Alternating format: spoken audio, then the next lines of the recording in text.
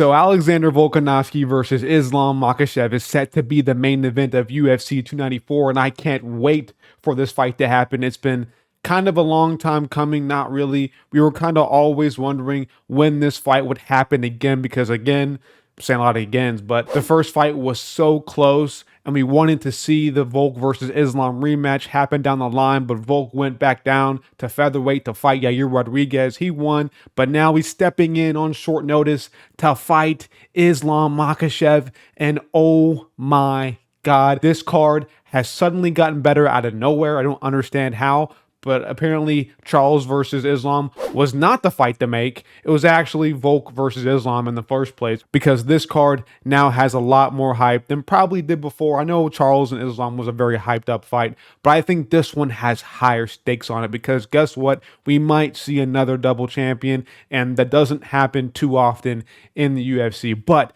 I have to break down this fight. I have to give my take. I have to give my point of view on who I think will win in this matchup. And I just kind of have to go with Islam here. I mean, this being on short notice is such a big deal in this matchup. I think if Volk had time to prepare, maybe he could get it done against Islam. But I think him coming in on short notice, coming off of a shoulder surgery, it just plays, there's just too many factors for Volk to push through, and I think he needs to have that perfect camp. He needs to have that perfect 8-week timetable to get ready for Islam and to actually be able to put him down. And without that, I think he's at a huge disadvantage against a guy like Islam, who has been preparing for this matchup for a very long time. And I know it's on short notice. They both have the same amount of time to prepare for one another, but we've seen, or we know, that Islam has been in training camp for quite a while now, preparing for Charles. And I know Charles is a whole different stylistic matchup than as compared to Volkanovski, but he's already fought Volkanovski before. He's prepared for this. He's bigger than him. Volk's coming in. He won't be as big as Islam. He already wasn't as big. He has to now try to quickly funnel away or quickly build himself up back up to the lightweight division. We're not going to see a Volkanovski at his top physical shape because he will be smaller than Islam than what he was when he first fought Islam.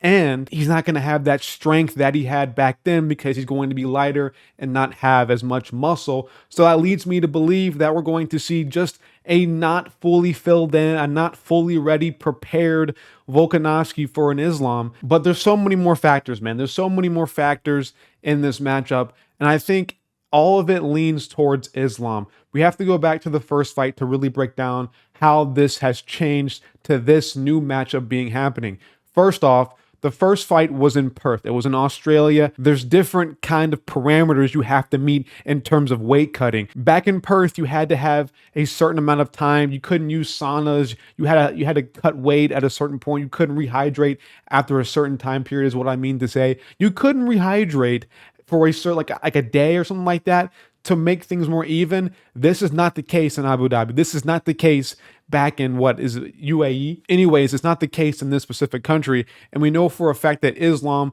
might have been messing around and trying to, I don't know, I'm not going to say cheat because there's no evidence to suggest that he was cheating, but we know that there was some controversy because apparently Volk's team got a notice from a doctor on Islam's side that he was using an IV before their fight. So maybe that leads me to believe that the Perth rules were definitely affecting Islam in terms of him trying to regain that water weight or regain that weight after his, again, hard weight cut, because we know that Islam cuts a ton of weight. I'm not going to call him a weight bully, but he's kind of a weight bully in terms of lightweight. So we know that that's going to affect him quite harshly. So that only gives Islam more of an advantage in terms of recovering from his weight cut. And along with this was Islam Makhachev's first, I think, legitimate, huge title defense, the first major fight of his career when the spotlight was really on him. I know that in that Oliveira matchup when he won the belt,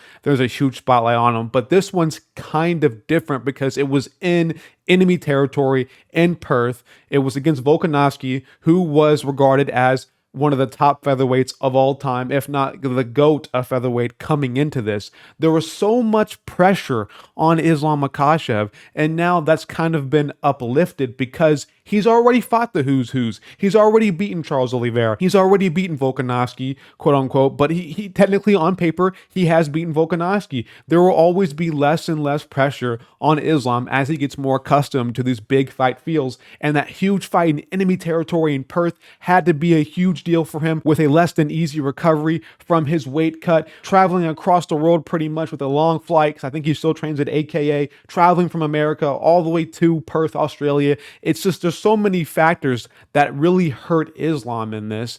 And now those are kind of going to be wiped away entirely because now he's fighting in Abu Dhabi. And yeah, you can definitely argue he has to travel to Abu Dhabi. It's going to be an easier time for him to travel to Abu Dhabi than it is to Australia. Let's be real here. He's kind of from that Russian area, and Abu Dhabi is kind of in favor of that, Muslim Russian area. He's going to have home field advantage in this one as he would in Perth, obviously, because Volk is from Australia. He's going to be the hometown kid pretty much in that fight pretty much. So, but now that I have all of that kind of out the way, let's talk about the actual fight and what is probably going to go down in this matchup. I just see Islam being able to have an easier time with, I'm not going to say taking down Volk. I still think that he will fail some takedowns, but I think he's going to have an easier time striking with Volkanovski. I think because now he's probably improved his striking defense because he's already been a good counter striker in this. But I think now that he's kind of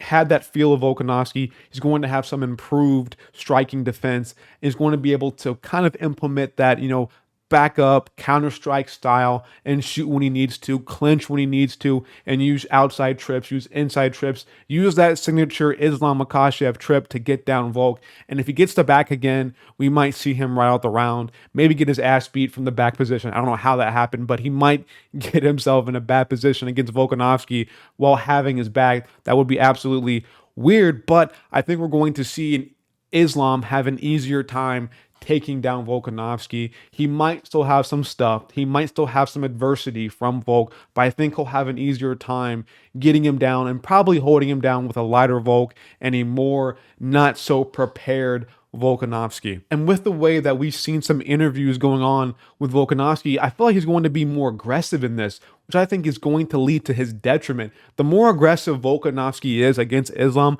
I think the less of a chance that he has to actually beat him. Because if he's too aggressive with Islam, dude, the guy has great striking. I made a whole tier list forever ago about how Islam was kind of a C tier striker at lightweight. Not anymore. I think he's firmly put himself in A tier. He's actually one of the better strikers at lightweight, and it's not in terms of his offensive striking, it's actually in terms of his defensive striking.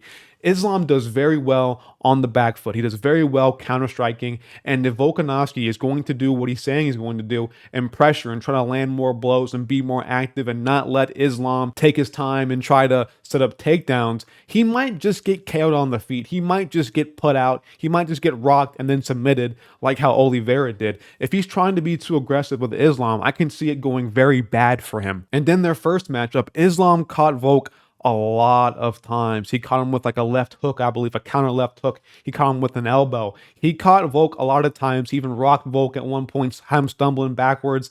He can definitely catch Volk, and if Volk gets a bit too eager trying to get some more damage off to get him the round, he might just get himself caught by Islam, and that's going to cause issues, massive issues for him. And if this fight manages to go to the later rounds, how is Volk's cardio going to look? I know there's no doubt in my mind that Volkanovski is in shape. He's always in shape. He's a hard worker. I firmly believe that Volkanovski will show up to this fight with a good cardio base, but he hasn't had a lot of time to prepare. He's pretty much said he was getting off the couch for this, which I don't think is entirely true, but it kind of is true. How is Volk going to look in that fifth round where he was able to push and really gas out Islam and have the most success he had in the entirety of their fight? Because Islam was kind of getting tired. He was kind of gassing, and that led to Volkanovski knocking him down and being able to beat him up on the ground. And if he can't push like how he did in their last fight because he's coming on short notice, Can he push that 5th round? And will Islam be able to counter that with having an equal amount of cardio and have it be a closer round? And this fight might just come down to that 5th round. And if Volk can't push through it, if he can't push like he normally does because it's on short notice again, like, what's going to happen here? What's going to happen? Will this be a 3-2 decision to Islam because Volkanovski came in on short notice? And I just can't help myself but to believe that. And I think we're going to see Islam probably hurt Volk at one point and maybe sub him with an arm triangle and put him out cold because Volk will not tap. These Dagestani guys have really, really solid squeeze, man. Like when they get a sub, when it's latched up perfectly, you're more than likely going to go out cold or you're going to be forced to tap. So I can just see him probably rocking Volk down real quick, jumping on Volk and getting a quick arm triangle. Maybe. I think Islam will probably have to work for it because I think Volk recovers very well. So we're going to see probably him drop him and then him get into like full guard and maybe with a rocked Volk find his way into half guard and getting that arm triangle and putting Volk completely out cold. It saddens me. I want Volk to win. He's a good chance to win. I think he's definitely going to make some improvements and make some reads and make some adjustments going into this Islam fight. But it does worry me how he's going to fare coming off of a short camp, coming on short notice. How is he going to fare when things get kind of tough? Because this fight is very competitive, and I think it will go towards like the 4th or 5th round. And I think that's where we're going to see Islam kind of take advantage and Volk kind of show that being on short notice isn't always the best thing and can definitely affect you. So I'm going Islam by 4th round submission over Volkanovski. It saddens me. I want him to win. I think he'll definitely hurt Islam at one point. I think he'll come in pressuring him and maybe hurt him at one point.